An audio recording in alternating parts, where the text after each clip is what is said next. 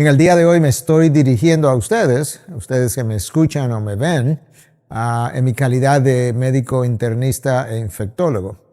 Lo que quisiera hacer es abordar un tema que ha sido controversial por meses en medio de esta pandemia en la cual nosotros nos encontramos y que está relacionado obviamente, digo obviamente porque es como el tema en el tapete hoy en día, y es esta vacuna contra el virus del SARS-CoV-2 que produce la enfermedad que hoy conocemos como COVID-19. Yo creo que para entender el funcionamiento de esa vacuna es necesario entender algunas cosas básicas, muy básicas, del sistema inmunológico, que es muy complejo, pero lo vamos a limitar a lo más simple posible, que permita al mismo tiempo entender cómo las vacunas funcionan. Por otro lado, yo creo que es bueno conocer un poquito en general acerca de las vacunas, y estamos haciendo esto no para personal médico, aunque yo creo que aún médicos no infectólogos pudieran adquirir cierto entendimiento de algunas cosas que quizás no tenían tan claras, en vista de que esta vacuna es la primera vacuna que se ha podido crear con esta tecnología. Entonces, lo primero que yo quisiera mencionar es que en el sistema inmunológico hay tres tipos de células hay múltiples tipos de células, pero tres tipos de células que nos importan, que nos interesan para fines de entendimiento de una vacuna. La primera de esas células son los macrófagos. Los macrófagos son células capaces de digerir aquellas sustancias que no son normales y que están circulando. Eso pudiera ser una porción de una célula, una porción de un virus, pero igual pudiera ser una célula del cuerpo humano que ha degenerado hasta cierto punto y que de no hacerse nada, pues pudiera convertirse en una célula cancerosa, de manera que los macrófagos ingieren estas células, estas cosas anormales, y las digieren. Y entonces ellos tienen una función que voy a mencionar en un momento, otra función más.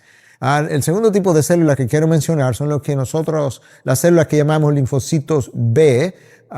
Los linfocitos B son aquellos que son capaces de producir anticuerpos, de manera que son células vitales, y nosotros tenemos anticuerpos distintos, diferentes, grandes cantidades de ellos, para defendernos contra diferentes agentes invasores o amenazas. Y por otro lado están las células T, decimos, ¿verdad?, en español T de Tomás, para no confundirnos. Esas células T son conocidas en Estados Unidos como, o mejor dicho en inglés, son conocidas como killer cells, y en español se traducen como células asesinas. Son células que son capaces de atacar otras células que ya han sido infectadas con el virus, y que están circulando, de manera que estas células son importantes. La inmunidad que tiene que ver con anticuerpos es llamada inmunidad humoral, y la inmunidad que tiene que ver con estas células asesinas es llamada inmunidad celular.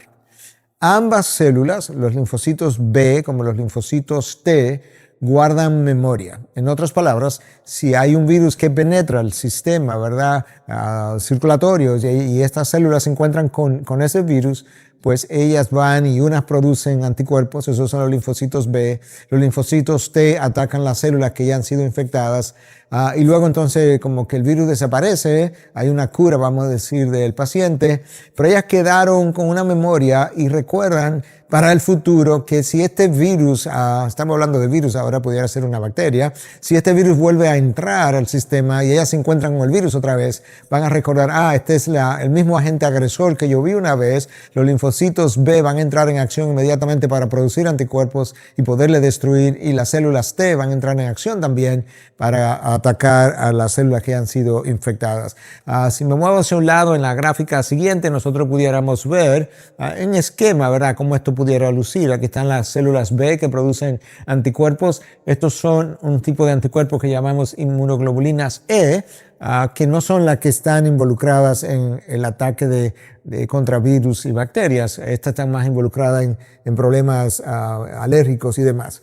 Pero le da una idea de cómo lucen los anticuerpos, aunque la IgM es un anticuerpo más grande, y en vez de tener 2 porciones como estas, tiene 5 porciones, un anticuerpo mayor producido para el ataque agudo de las infecciones. Las células T más o menos simulan esta que está aquí, y aquí está el macrófago. El macrófago es que ingiere aquellas cosas anormales y las digiere adentro Pero también los macrófagos pueden servir para tomar una porción del agente invasor y dejarlo como expresado afuera de su superficie para que estas células puedan reconocerlo y entonces producir anticuerpos contra esto que sobró, que el macrófago no destruyó, o las células T pudieran venir y tratar de ingerir esto. Y estas son células como presentadoras del agente invasor. Son células importantes entonces también desde ese punto de vista. Cuando yo tengo la enfermedad, adquiero la enfermedad natural, ¿verdad? No fui vacunado. Tanto las células B, de las que hablamos, como las células T, B y T, ambas inmunidades, inmunidad humoral, inmunidad celular, ambas son activadas. Entonces, la mejor vacuna es la vacuna que sea capaz de activar ambos sistemas inmunológicos. Eso no ocurre con todas las vacunas, eso ocurre con algunas vacunas. Con esta vacuna que se ha creado a base del ARN mensajero y de la cual vamos a hablar, resulta que ambos sistemas de defensa son activados y eso hace de esta vacuna una vacuna muy altamente efectiva. ¿Qué más yo pudiera decir o quisiera decir antes de entrar a lo que es la vacuna del COVID-19? Bueno, un poquito acerca de la historia, no mucho, pero para no complicar esto, pero quisiera recordar que la primera vacuna que se fabricó hace ya muchos años, hace 300 años, 1796, se fabricó una vacuna quizá un tanto rudimentaria primero contra el virus de la viruela. La viruela es una enfermedad ya erradicada del globo terráqueo, declarada y erradicada en el año 1980. El último caso que se conoció fue en el año 1977 y 3 años después la Organización Mundial de la Salud pues declaró la viruela erradicada. Y eso se logró a través de una inmunización masiva de la población hasta el punto que había un momento, ¿verdad?, en el pasado reciente, cuando tú no podías viajar a otro país si no presentaba evidencia de haberte vacunado contra la viruela. Un organismo, el virus de la viruela, muy virulento, con una mortalidad de un 30%. 1 de cada 3 pacientes moría. Bueno, esa primera vacuna se pudo hacer hace 300 años atrás, 1796, y desde entonces hasta ahora, más o menos, quizá una sobresimplificación, pero más o menos se siguió usando la misma tecnología hasta ahora que han surgido nuevas cosas. Yo creo que es importante conocer para fines de poder comparar la pandemia que nosotros tenemos hoy con la pandemia o la infección de la viruela, que en el siglo XX solamente se estimó que murieron 300 millones de personas como fruto de esta enfermedad, la viruela. Y en los últimos, bueno, ese es el cálculo más o menos, 300 millones de personas en el siglo XX para la viruela. Entonces ahora, ¿cómo más pudiéramos conocer acerca, o qué más pudiéramos conocer acerca de las vacunas en términos de cómo se han ido preparando? Bueno, las vacunas se pueden preparar de diferentes maneras e incluso esta vacuna contra la enfermedad del COVID-19 también se han estado preparando haciendo uso de diferentes tecnologías. Por un lado, algunas vacunas se hacen tomando el virus y haciendo el virus menos virulento. Es lo que se llaman vacunas de virus vivos atenuados. Es una vacuna importante porque activa tanto la inmunidad celular, linfocitos T, como la inmunidad humoral, linfocitos B, para producción de anticuerpos. Son de las vacunas más efectivas. Dentro de ese grupo de vacunas de virus vivos atenuados tenemos la vacuna triple, que es contra el sarampión, rubeola y la papera, como le llamamos, y también la vacuna de la varicela. Uno de los problemas de las vacunas de virus vivos atenuados es que como el virus está vivo, aunque ha sido atenuado, no debe ser usadas en pacientes embarazadas y tampoco deberá ser usada en pacientes con inmunosupresión. Hay otro grupo de vacunas que se ha producido de otra manera y es con virus muertos. El virus ha sido inactivado totalmente y entonces ahí nosotros pudiéramos mencionar la vacuna del polio, por ejemplo, y de esa misma manera también pudiéramos mencionar la vacuna de la hepatitis A. El virus está ahí, pero está muerto. Esta vacuna produce una reacción inmunológica de defensa importante, pero no es tan completa como cuando tienes el virus vivo atenuado de que hablamos hace un momento. Hay una tercera forma como otros tipos de vacunas se han hecho, Todos nosotros yo creo que estamos familiarizados con la vacuna contra el tétano. El problema del tétano es, más que el bacilo tetánico, es su toxina que produce el daño a nivel de las células nerviosas, a nivel de la médula específicamente. Entonces lo que se hizo con la toxina, tanto en el caso del tétano como de la difteria, es que la toxina se inactivó y eso se ha hecho de dos maneras, a veces con formol, a veces con calor, dependiendo de la toxina con la que se esté lidiando. Entonces, esas dos preparaciones hoy son conocidas como toxoides. Eso es como le conocemos. Todavía hay otras formas de preparar vacunas. No vamos a entrar en las complejidades de ellas, pero una manera distinta de hacerlo es una vacuna que usa un vector. Un vector es otro virus distinto contra el cual tú quieres vacunar. Un virus que no causa enfermedad. Y así es como se preparó, por ejemplo, la vacuna contra el ébola. Se tomó un adenovirus y entonces el virus del ébola se introdujo dentro de ese adenovirus y así se hizo la preparación de la vacuna y se introdujo al cuerpo humano de manera que el sistema inmunológico pudiera reaccionar y producir los anticuerpos debidos. Entonces eso es lo que se llama una vacuna vectoriana, por así decirlo. Y hay otras metodologías un poquito más complejas en las que yo no voy a entrar. Entonces, de esa forma llegamos ahora a la concepción de la vacuna contra el COVID-19, o más bien contra el SARS-CoV-2, que produce lo que hoy se conoce como COVID-19 o enfermedad del coronavirus 19, precisamente porque el virus comenzó al final del año 2019. Entonces, de eso es que queremos hablar en este momento. Al final del año 2019, diciembre, China reporta, bueno, lo reportó en enero, pero China comienza a notar que hay unos pacientes que han desarrollado una neumonía intersticial, le llamamos nosotros los médicos. Entonces, esa neumonía intersticial originó, en primer lugar, tú sabes, cierta investigación o cierta duda acerca de qué es lo que está produciendo esto. Y finalmente en enero se da la voz de alarma de que esto es un virus conocido como coronavirus o del grupo de coronavirus y que estaba produciendo un síndrome respiratorio agudo, de ahí que viene la sigla SARS. Y entonces estaba relacionado a un SARS-1, vamos a decir, del año 2001, también visto en China, de un virus también del grupo de coronavirus que produce un síndrome respiratorio similar. En esa ocasión se comenzaron a fabricar vacunas también, pero la epidemia, aunque se extendió a unos 15 a 17 países, no llegó a ser una pandemia mundial y entonces los casos pararon, 8,000 y tantos casos reportados y ya, todo quedó ahí, entonces la vacuna no se siguió produciendo o desarrollando más bien. Entonces, del 2001 pasan unos años en silencio, llegamos al 2012 y Arabia Saudita comienza a ver otro coronavirus que produce un síndrome parecido pero más agresivo.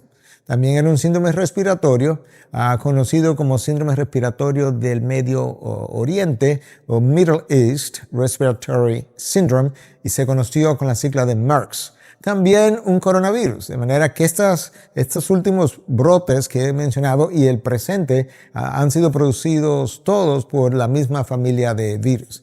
El MERS era mucho más agresivo y tenía una mortalidad de aproximadamente 30%. Uno de cada 3 pacientes murió. Gracias a Dios que, de nuevo, el brote comenzó, se documentaron los primeros casos, llegó a 2 o 3 países, pero cuando iban alrededor de 2.400, 2.500 casos, ahí como que murió el brote y las vacunas que habían comenzado a desarrollarse también pararon en su desarrollo. Eso no quiere decir que lo que se aprendió de esas vacunas que quedaron a mitad de camino no sirvió para nada, o se olvidó o no ha sido usado. No es cierto. A pesar de que esta es la primera vacuna producida con esta tecnología, haciendo uso de un ARN mensajero, la tecnología en sí tiene 15 años de estudio. Lo único que nunca se había producido una vacuna de este tipo. Y eso yo creo que es importante porque mucha gente piensa que el mismo hecho de hacer esto a la carrera, haber hecho esto en algunos meses, sin ningún conocimiento previo, que ya eso es parte de la posibilidad de que no sabemos lo que estamos haciendo. No, esto tenía 15 años estudiándose, lo único que no con la misma intensidad y no obviamente con los mismos logros. Entonces, ¿qué es lo que ocurre con esta vacuna? Bueno, China obviamente es como la epidemia comenzó allí y ya tenían experiencia previa. China logra identificar la secuencia del genoma del virus, la secuencia genómica, si pudiéramos decir, y publica, da a conocer a la comunidad internacional, a la comunidad científica internacional, la secuencia del genoma del virus. Eso es importante, porque es con el conocimiento de esa secuencia del genoma que se va a poder hacer el resto de la historia de la vacuna propiamente dicho. Es interesante e impresionante al mismo tiempo que en apenas 8 semanas se pudo ir de conocer el genoma, la secuencia genómica, a la producción de la vacuna. Eso no quiere decir que la vacuna comenzó a inyectarse inmediatamente, no, comenzó la investigación preclínica. Pero 8 semanas después había una vacuna contra este virus. Y yo quisiera ver la próxima gráfica para que podamos entender cómo es que esta vacuna funciona. Esto es más o menos como luce el coronavirus, el SARS-CoV-2, y estas cosas que vemos aquí protruyendo son proteínas de pico, se le llaman, también han sido llamadas proteína S, y aquí es que yo quiero que concentremos la atención porque la vacuna tiene todo que ver con esto que tú estás viendo en la gráfica. Entonces recuerda esto, recuerda la figura, recuerda esta proteína de pico. Esto es una porción antigénica capaz de producir una reacción inmunológica conocida también como proteína S.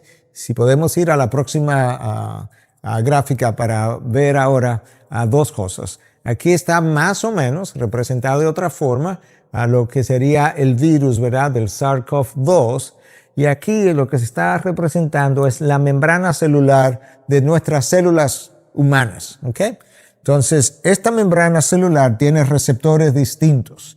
Aquí este receptor, conocido como AC2, esas son las siglas de un receptor que es usado para diferentes cosas. De hecho, hay medicamentos antihipertensivos para control de la presión que usan ese receptor. Esto se conoce como la A es de angiotensin, la C de convertin y la E es de enzyme o enzima convertidora de angiotensina 2. Hay múltiples medicamentos para control de la presión que bloquean ese receptor. Y hay medicamentos que tienen que ver también con el control de la presión que no bloquean el receptor, sino propiamente dicho la enzima, angiotensin converting enzyme, la enzima misma.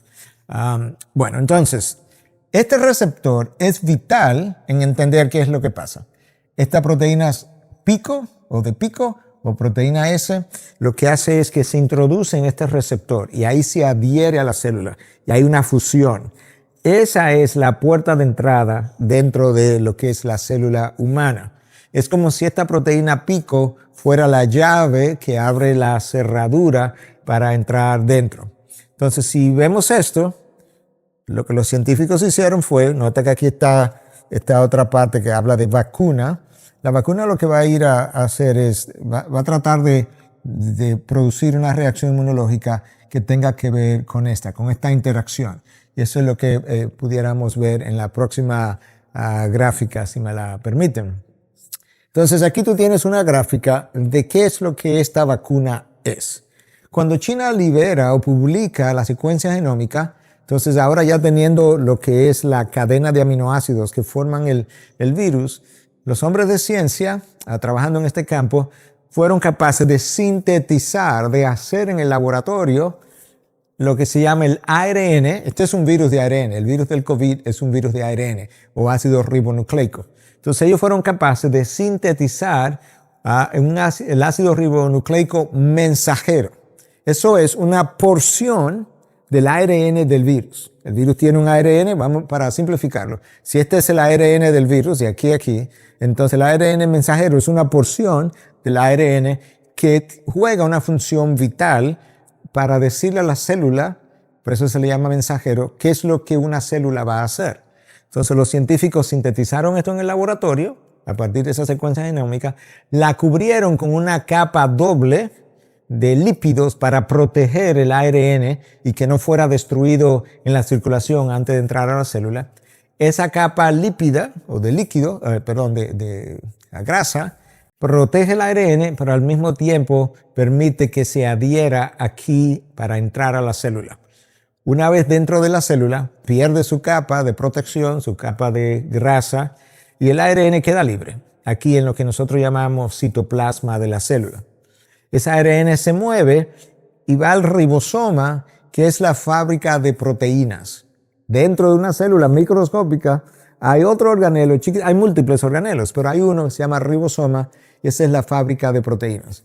Lo que el ARN mensajero hace es decirle al ribosoma qué tipo de proteína el ribosoma debe fabricar. Algo impresionante del creador nuestro, ¿verdad? Porque este ribosoma es capaz de producir múltiples tipos diferentes de proteínas. Este ARN mensajero viene y le dice al ribosoma, yo quiero que tú produzcas las proteínas esas que vimos que salen de la célula del SARS-CoV-2, la proteína de pico, la proteína S, yo quiero que tú produzcas esa proteína. De manera que esta vacuna no te da el virus, no te da ni siquiera una partícula del virus como las vacunas anteriores. Esta vacuna lo que ha hecho es entrar a tu propia célula, interactuar con el ribosoma de tus células y decirle al ribosoma de tu célula, yo quiero que produzca una proteína que el virus amenazante tiene en su superficie para que tu sistema inmunológico produzca defensa y cuando el virus entre lo ataque. Y yo espero que eso haya quedado claro. Entonces, estas son las proteínas. Estas proteínas fueron producidas por este ribosoma. Pero esa proteína es idéntica a la proteína de pico que te enseñé o a la proteína S. La célula sabe que esa proteína no es de ella. Y como no es de ella, lo que trata de hacer es de expulsarla, de sacarla de su interior, pero las proteínas terminan entonces colocándose en la membrana celular de tus propias células. De manera que ahora no tengo el virus, pero sí yo tengo en la membrana de mis propias células la proteína que abre la llave para infectar las células humanas. Y eso es exactamente lo que se quería, porque ahora, como esto es anormal aquí afuera, los linfocitos B de que hablamos, que están circulando, van a reconocer esto como anormal y van a comenzar a producir anticuerpos, que son estas cosas, ¿verdad? Estas estructuras que te mencioné, IgM primero y luego IgG, para atacar estas proteínas de pico. Pero también las células T están circulando porque ellas son las que tienen la habilidad de atacar células que quizás ya se infectaron con el virus, pero que no dio tiempo a que los anticuerpos la destruyeran y ellas van a ir a hacer el trabajo secundario. Van a completar el trabajo, por así decirlo. Es como, estos son los primeros bomberos que llegan, pero si luego hace falta refuerzo, vienen otros bomberos a apagar el fuego. Entonces los linfocitos T o las células asesinas van a estar ahí para destruir células ya infectadas por el virus. Entonces tú puedes ver que ahora la ciencia ha podido producir una vacuna que no requiere que el virus entre, que no requiere que porciones, partículas del virus entre, sino que se ha producido esta partícula que el virus tiene en su superficie, pero la ha producido tu propia célula a través de este mecanismo. El SARS-CoV-2, para beneficio nuestro, es capaz de estimular tanto las células B como las células T. Lo que no sabemos todavía es cuánto tiempo esos anticuerpos van a durar o cuánto tiempo va a durar la memoria en los linfocitos B para producir anticuerpos cada vez que el virus entre o cuánto tiempo va a durar la memoria de los linfocitos T. Hay algunas vacunas, incluyendo para este coronavirus o el SARS-CoV-2, que están tratando de producirse para que sean administradas vía intranasal. La razón es que cuando yo quiero la enfermedad natural, lo que en inglés llamarían el wild virus o el virus salvaje, por así decirlo, cuando yo la quiero, el sistema inmunológico de las mucosas respiratorias es disparado y el sistema inmunológico sistémico, le llamamos nosotros, del resto del cuerpo también es disparado. Esa es la mejor defensa porque tengo defensa en las vías respiratorias y en el sistema y a lo largo de todo el cuerpo. ¿Qué pasa con las vacunas que son inyectadas intramuscularmente? Que usualmente disparan las defensas sistémicas del resto del cuerpo, pero no necesariamente disparan las defensas del sistema inmunológico en las mucosas. Entonces, las vacunas que se han ido fabricando y diseñando que se administran intranasalmente sí tienen esa capacidad de activar ambos sistemas inmunológicos, el sistémico y también el del sistema respiratorio. Entonces, si nos vamos a la próxima gráfica, aquí podemos ver, regresamos de nuevo a donde estábamos. La vacuna actual del COVID-19 tiene la capacidad de activar las células B, producción de anticuerpos, células T para matar ya células infectadas por el virus o para atacar porciones del virus. El virus fue ingerido por los macrófagos, el virus que entró, y entonces el macrófago presenta hacia afuera proteínas restantes que él no pudo digerir para que estas células T vengan y acaben de ingerirla y de eliminarla. Si nosotros regresamos a la gráfica anterior para hacer una anotación antes de terminar, nota que este es el ARN que ha entrado a la célula humana y se queda en lo que llamamos el citoplasma. El núcleo de la célula es esto. El ARN nunca entra al núcleo de la célula. ¿Por qué eso es importante? Porque hemos oído tantas, yo no sé ni qué palabra usar, pero tanta mala información y desinformación que suena como algo de ciencia ficción, de que esta vacuna, por ser una vacuna tan nueva, que nunca se había preparado de esa forma antes, la comunidad global científica se puso de acuerdo, tanta teoría de conspiración, y que esto nos va a transformar en robots, que nos van a hacer lo que ellos quieran, eso es totalmente descabellado. En primer lugar, ni siquiera hay la ciencia para hacer eso. En segundo lugar, para que eso ocurriera, tendría que este ARN entrar al núcleo de la célula. Y como nuestras células son células de ADN, aunque producen ARN también, entonces entrar y hacerse parte del ADN de nuestra célula, eso no va a ocurrir. El ARN es un ácido ribonucleico que se queda afuera del núcleo. De hecho, cuando el ADN del núcleo produce ARN, lo expulsa hacia afuera. No se queda aquí adentro.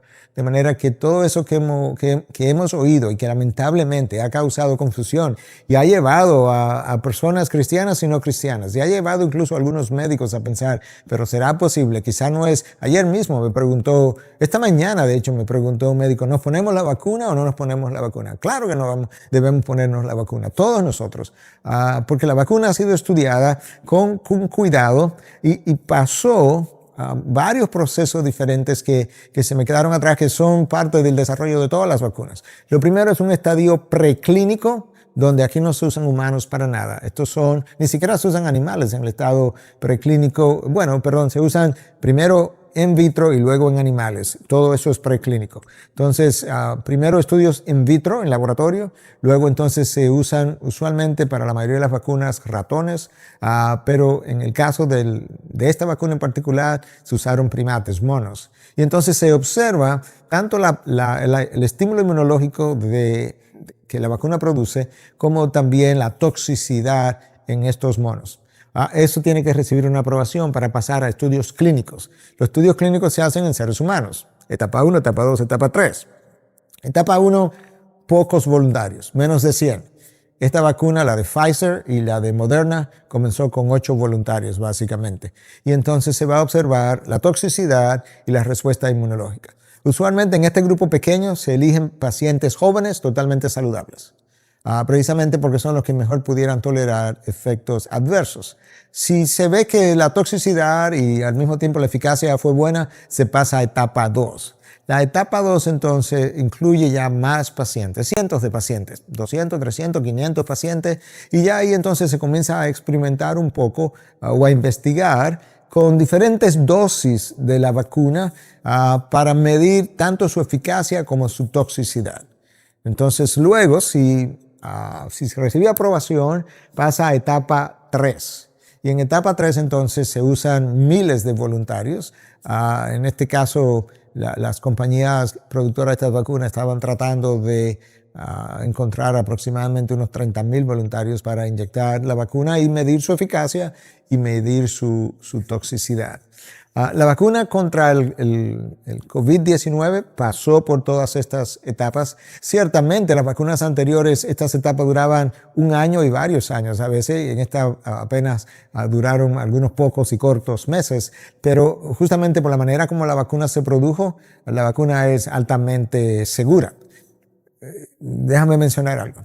Al día de hoy, la vacuna no está indicada para pacientes embarazadas y no está indicada en pacientes inmunológicamente comprometidos. Sin embargo, con lo que sabemos de la vacuna y cómo se produce y lo que hace, no debiera haber ningún efecto adverso si una mujer embarazada la recibe accidentalmente.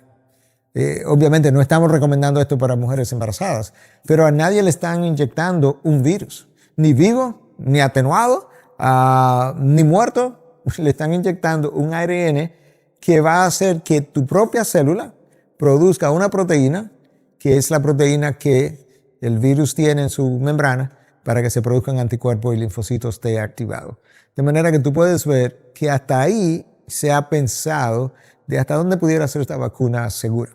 La eficacia, bueno, la vacuna de Pfizer y la vacuna de Moderna se estima que tienen una eficacia de un 95%, 94.5 una, 95% la otra. En esencia, la misma eficacia. La pregunta es cuánto tiempo va a durar esa inmunidad, no lo sabemos. En el caso de la vacuna de Pfizer, se dan 2 dosis, 28 días entre una vacuna y la otra, y en el caso de la vacuna Moderna, se dan 2 dosis también con 21 días de intervalo. La vacuna de Pfizer, para fines de conservarla, tiene un problema, y es que tiene que conservarse en freezer a temperatura de menos 75 grados centígrados. No hay muchos freezers capaces de hacer eso, lamentablemente. La vacuna de Moderna se piensa que puede ser refrigerada o mantenida en freezer más o menos comunes y corrientes, y pudiera estar incluso a temperatura de un refrigerador normal o nevera, como le dicen en otros países, por unos 4 días. De manera que eso facilitaría quizás su distribución y su almacenamiento momentáneo. La vacuna de AstraZeneca, uno de los problemas que tiene es que su eficacia no es tan alta como las primeras 2 que mencioné. La de AstraZeneca es aproximadamente un 70%. Todavía está China y está Rusia tratando de producir vacunas con otra tecnología diferente, a través de virus vivos atenuados o a través de la introducción de un vector, de manera que montarían el virus mismo en un vector, posiblemente como un adenovirus, e inyectarlo al individuo. Al día de hoy hay quizás unas 40 vacunas que han alcanzado el estadio clínico, o sea, que están siendo probadas en seres humanos. Y hay más de 150 vacunas que están en algún tipo de estadio, incluyendo los preclínicos, pero podemos ver la respuesta masiva que el mundo ha dado a poder encontrar una solución a esta pandemia. Yo espero que con esto usted haya podido entender un poquito de lo que es el sistema inmunológico, por lo menos suficiente para entender el funcionamiento de la vacuna, que haya podido entender cómo se han preparado las vacunas anteriores y finalmente cómo se llegó al producto final de esta vacuna contra la enfermedad COVID-19, contra el virus SARS-CoV-2, que a veces la gente confunde cuál es el virus, cuál es la enfermedad, y por eso quise diferenciarlo. Y que usted pueda eliminar por completo de sus redes sociales todas aquellas informaciones que hablan de conspiración y de control de los gobiernos y demás, porque nada de eso es cierto, ni nada de eso ni siquiera posible con el conocimiento de la inmunología y genética que tenemos al día de hoy. Yo espero que usted pueda pasar este mensaje o video a otros que le pueda ser de instrucción y traer cierta quietud y calma a nuestra población.